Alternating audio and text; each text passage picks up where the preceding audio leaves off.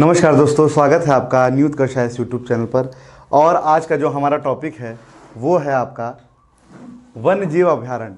तो वन्य जीव अभयारण्य को आज हम स्टार्ट करेंगे।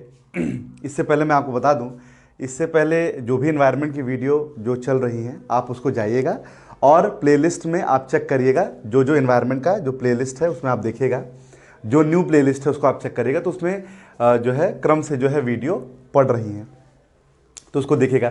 इससे पहले जो है मतलब आज का जो टॉपिक है, इससे पहले मैंने जो बताया था जो बताया था वो नेशनल पार्क के बारे में बताया था। साथ ही साथ लास्ट में मैंने चर्चा की थी कि जो नेशनल पार्क यानी राष्ट्रीय उद्यान और वन्य जीव अभयारण्य में क्या अंतर होता है, ये भी मैंने बताया था। तो जैव विविधता का ही उसी क्रम में हम लोग ये चल रहे थे, तो उसी में हमने जो है बात की थी और उसी में हम आज बात करने वाले हैं वन्यजीव अभयारण्य के बारे में। तो बहुत इंपॉर्टेंट सेशन होने वाला है दोस्तों, तो प्लीज़ लाइक शेयर सब्सक्राइब जरूर कीजिएगा और घर में रहिए, सुरक्षित रहिए। और अब जो है पेपर्स की डेट जिस तरह से डिक्लेयर होना शुरू हो गई है, तो आप लोग कमर कस लीजिए और चीज़ों को, चाहे मेरी ही वीडियो क्यों ना हो, किसी की भी वीडियो, आप लोग क्या कीजिए, एक शॉर्ट नोट जरूर बनाते चलिए, है ना। वरना अगर आप इसके चक्कर में रहेंगे कि हाँ हम तो वीडियो से कर लेंगे तो एन मौके पे आप रिवीजन नहीं कर पाएंगे। तो एक शॉर्ट नोट जरूर प्रिपेयर कीजिए जिससे आपको काफ़ी आसानी हो जाए। तो चलिए स्टार्ट करते हैं वन्यजीव अभयारण्य के बारे में। तो वन्यजीव अभयारण्य को बताऊं उससे पहले मैं फिर रिवीजन कराऊंगा आपका जैव विविधता के बारे में। तो जैव विविधता अगर आप जान रहे हैं तो इन चीज़ों को आसानी से जानेंगे, हर वीडियो में मैंने अपने बताया है। तो जैव विविधता मतलब जीवों की विविधता होता है, जैसा कि मैंने बताया था कि जीव मतलब बच्चों जिसमें हम सूक्ष्म जीव और जंतु सबको इंक्लूड करते हैं, तो वो हमारे जो होते हैं वो जैव विविधता यानी उनकी विविधता जिसमें हम लिविंग थिंग्स को लेते हैं, है ना। तो अब देखिए क्या है, समझिएगा, बहुत इंपॉर्टेंट है। वन्य जीव संरक्षण अधिनियम 1972, वन्य जीव संरक्षण अधिनियम 1972 के अनुसार यदि किसी राज्य के विशेष क्षेत्र को जैव विविधता की दृष्टि से महत्वपूर्ण अगर लग रहा है, अर्थात जहां पर पर्याप्त जैविकीय भू आकृतिक जीव जंतु वनस्पतियों की बहुलता हो, उस क्षेत्र को वन्यजीव अभयारण्य घोषित किया जा सकता है। अब देखिए वन्यजीव अभयारण्य है ना, घोषित किया जा सकता है। अब जरा समझिएगा, यहाँ पे एक अधिनियम बताया है 1972, तो इसी के पैरेलल और भी चीजें हैं वो भी आप अच्छे से कर लीजिए। देखिए वन्यजीव संरक्षण अधिनियम सबसे पहले आप याद कीजिए, वन्य जीव संरक्षण अधिनियम कब का है, 1972 का है, अच्छे से याद कीजिए। इसके बाद बच्चों वन संरक्षण अधिनियम है, तो वन संरक्षण अधिनियम कब का है, 1980 का, ये भी आपको याद होना चाहिए। इसके बाद पर्यावरण है, तो पर्यावरण बच्चों कब का है, ये भी आपको याद करिए, 1986 का है, ये भी आपको याद होना चाहिए। जल संरक्षण अधिनियम कब का है, वाटर वाला कब का है, तो 1974 का है, ये भी आपको याद होना चाहिए। जैव विविधता अधिनियम कब का है, जैव विविधता मतलब बायोडाइवर्सिटी जो है अधिनियम कब का है, 2002 का है। तो कहने का मतलब क्या है बच्चों कि एक दिया हुआ है और साथ ही साथ पैरेलल मैंने और भी चीज़ें आपके परीक्षा उपयोगी जो आते हैं, ये प्रश्न आते ही आते हैं बच्चों, वो भी मैंने आपको करवा दिया। तो इसको आप नोट डाउन कर लीजिए। अब ये चीज़ें क्या है, स्किप कर सकती है कि नहीं माइंड से, क्योंकि फैक्ट है भाई, डेट है, मिस कर जाएगा। इसलिए कह रहा हूँ कि आप लोग जो है एक शॉर्ट नोट जरूर बनाते चलिए। तो जिस जैव विविधता की बात की जा रही है वो अधिनियम कब का है बच्चों, 2002 का है। 2002 में अधिनियम बनाया गया था। अब क्यों अधिनियम बनाया गया था, मैंने आप प्रीवियस वीडियो में भी चर्चा की थी। एक्ट जो बनाए जाते हैं वो क्यों बनाए जाते हैं, अभी मैं टाइम ना वेस्ट करते हुए आगे बढ़ूंगा।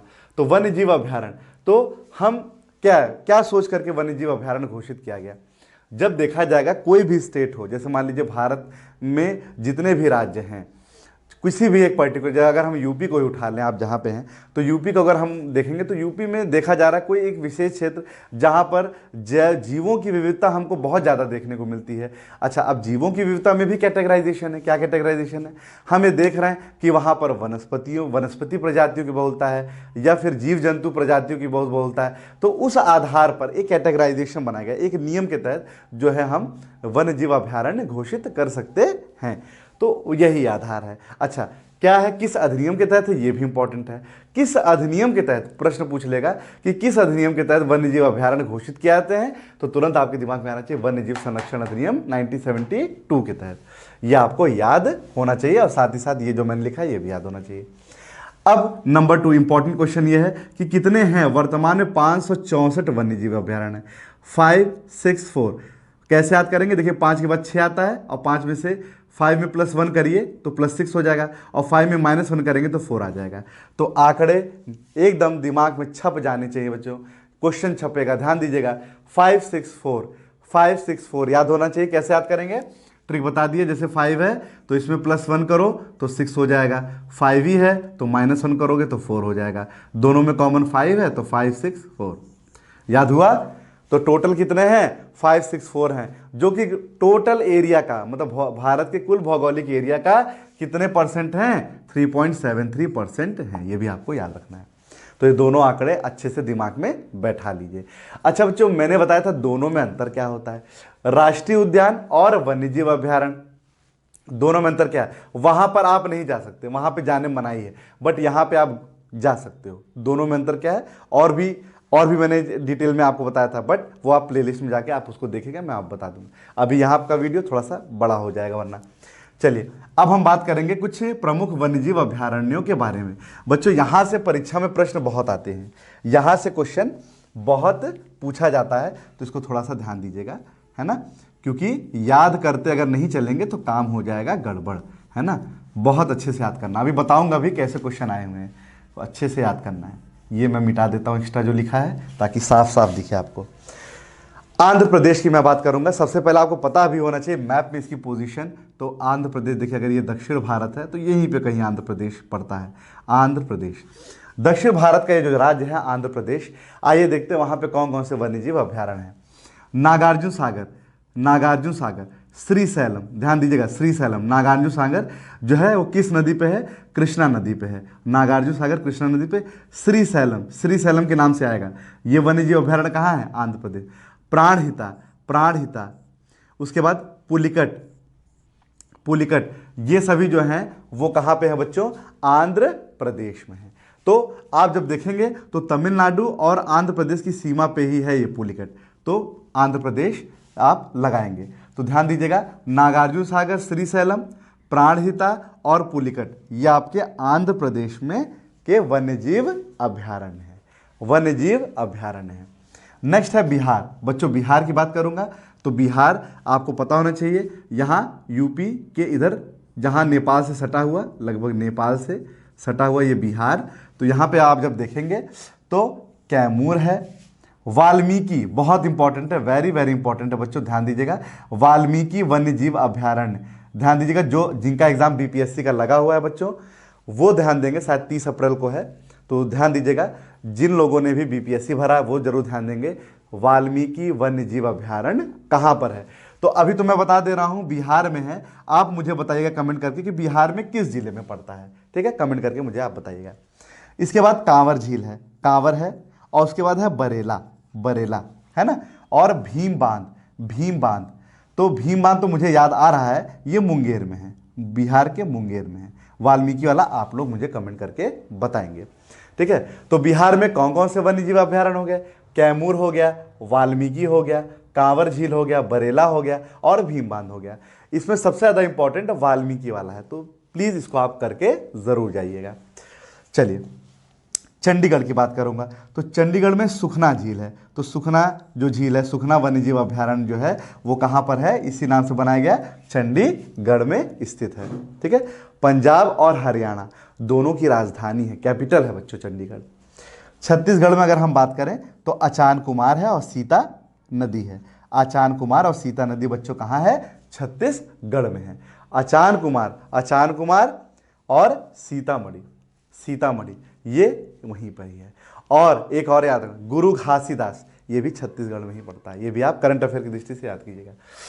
गोवा में अगर हम देखें तो भगवान महावीर वन्यजीव अभ्यारण्य कहाँ है? गोवा में। महाराष्ट्र के पास अगर देखेंगे, ये मैप में देखिए स्थिति अगर देखेंगे तो महाराष्ट्र के पास छोटा सा है गोवा, वहीं पे पड़ता है भगवान महावीर वन्यजीव अभ्यारण्य, पश्चिम में पड़ता है, पश्चिम उत्तर भारत में भगवान महावीर वन्यजीव अभ्यारण्य है।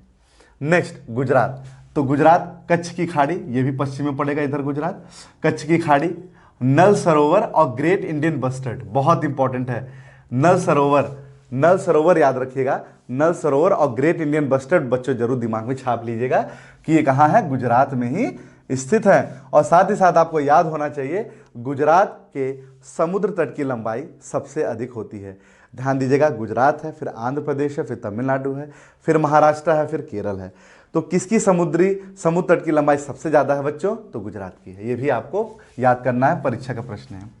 हिमाचल प्रदेश में पोंग डैम है, चंद्रताल है और रेणुका है। याद करिए, पोंग डैम, चंद्रताल और रेणुका, ये कहाँ पे है? हिमाचल प्रदेश में है। हिमाचल प्रदेश में है। और शीत एक मरुस्थल है, वो भी हिमाचल प्रदेश में। ये आता ही आता है, प्रश्न आए हुए हैं तो उनको हम क्यों ना हो करके चलें। शीत मरुस्थल हिमाचल प्रदेश में। और भी बहुत सारी जानकारियां होंगी, बट अभी इंस्टेंटली जो मुझे याद आ रहा है वो मैं आपको बता रहा हूँ। शीत मरुस्थल हिमाचल प्रदेश में है। झारखंड की बात करें तो जैसे डालमा है, क्या है बच्चों? डालमा है। पलामू है और गौतम बुद्ध है और हजारीबाग है ना, हजारीबाग है। ये सभी जो वन्य जीव अभ्यारण्य है झारखंड में बनाए गए हैं। ध्यान दीजिएगा, बिहार से अलग होकर झारखंड जो बना है बच्चों, वो 28वां राज्य झारखंड बना हुआ है। थोड़ी सी जानकारी मैं दे देता हूँ। 26वां, 27वां और 28वां। अगर नहीं याद है तो याद कर लीजिए, 1, 9, 15 सब नवंबर में है और डेट है सबकी 2000। डेट है सबकी 2000। याद करिएगा, मध्य प्रदेश से अलग हुआ छत्तीसगढ़ 26वां राज्य 1 नवंबर सन 2000। यूपी से अलग हुआ उत्तराखंड 27वां राज्य 9 नवंबर सन 2000। बिहार से अलग हुआ झारखंड 28वां राज्य 15 नवंबर सन 2000। याद हो जाना चाहिए, ये डेट बहुत याद रखिएगा। झारखंड बिहार से कब अलग होता है? 15 नवंबर सन 2000 को। कौन सा राज्य है? 28वां राज्य है। क्लियर है? चलिए आगे बढ़ते हैं। डालमा, पलामू, गौतम बुद्ध और हजारीबाग कहाँ पर है? झारखंड में है बच्चों। कहाँ पर है? झारखंड में है। क्या उत्तर आएगा? झारखंड में है। चलिए, कर्नाटक, घाट प्रभा और डांडेली, बहुत इंपॉर्टेंट है। घाट प्रभा और डांडेली कर्नाटक में है। क्या है? कर्नाटक में है। घाट प्रभा और डांडेली कहाँ है? कर्नाटक में है। और कर्नाटक में कंबाला एक दौड़ होती है, उनकी भैंसों की दौड़ होती, कंबाला। ये भी प्रश्न आपको याद होना चाहिए। कंबाला जो उत्सव होता है वहाँ मनाया जाता है, एक दौड़ होती है, भैंसा दौड़ होती है, वो कहाँ पर आयोजित की जाती है? कर्नाटक में ही बच्चों आयोजित की जाती है। कर्नाटक में एक और फैक्ट पता चला, घाट प्रभा डांडेली ये वन्य जीव अभ्यारण्य है, साथ ही साथ वहां पर एक भैंसा दौड़ होती है जिसे बोलते हैं कंबाला। चलिए आगे बढ़ते हैं। केरल की बात करेंगे। केरल कुछ यहाँ पर पड़ेगा बच्चों, इधर आंध्र प्रदेश, तमिलनाडु इधर हो गया, और ये इधर केरल, इधर इस तरफ केरल, इधर पश्चिम में इधर केरल पड़ेगा। जब केरल में देखेंगे तो यहाँ पे क्या है बच्चों? मालाबार है, इडुक्की है और पराम्बिकुलम है। ठीक है, क्या क्या है केरल में? मालाबार है, इडुक्की है और पराम्बिकुलम है। अब इसमें सबसे ज्यादा इंपॉर्टेंट इडुक्की है ना, तो ध्यान दीजिएगा। इडुक्की और एक और है पेरियार पड़ता है, पेरियार है ना। तो मालाबार है, पेरियार है, इडुक्की है और ये पराम्बिकुलम है। ये सभी बच्चों कहाँ है? केरल में है। कहाँ है? केरल में है। मध्य प्रदेश की बात करें तो पन्ना, चंबल, बोरी और गांधी सागर। ध्यान दीजिएगा, पन्ना की तमन्ना है कि हीरा मुझे मिल जाए। पन्ना किसके लिए है? हीरे के लिए जाना जाता है, याद रखिएगा। चंबल, बोरी, गांधी सागर, चंबल, बोरी, गांधी सागर। चंबल जान रहे, चंबल के खड्डे आप अच्छे से वाकिफ हैं। बोरी और गांधी सागर।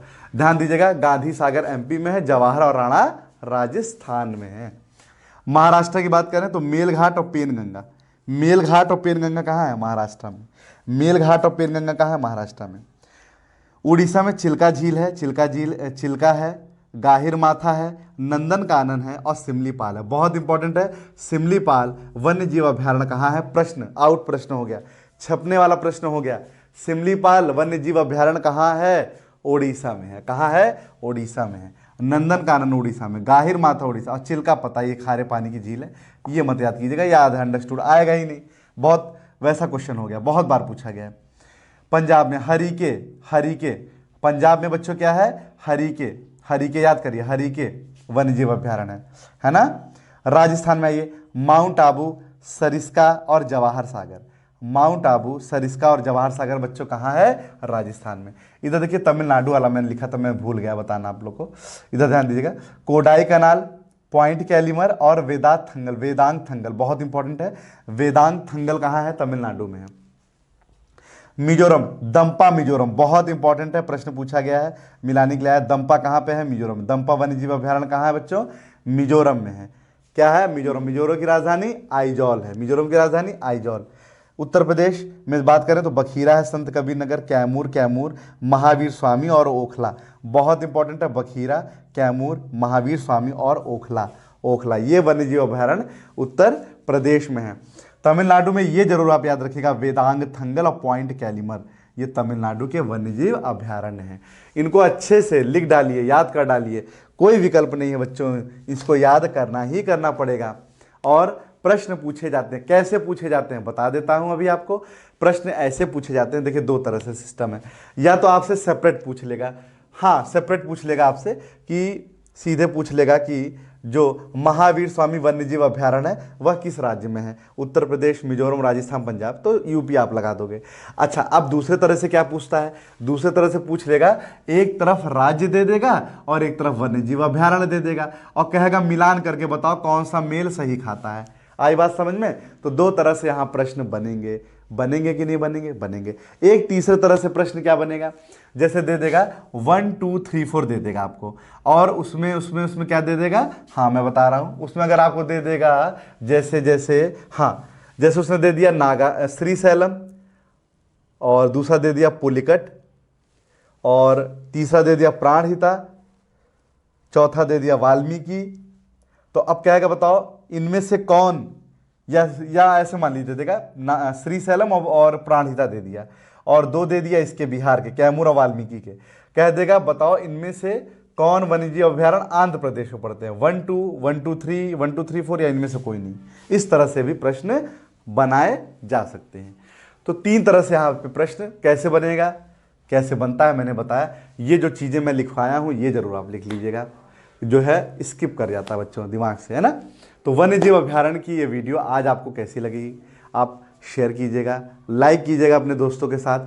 पढ़ते रहिए, सुरक्षित रहिए। मिलते हैं नेक्स्ट वीडियो में, अभी के लिए इतना ही, धन्यवाद।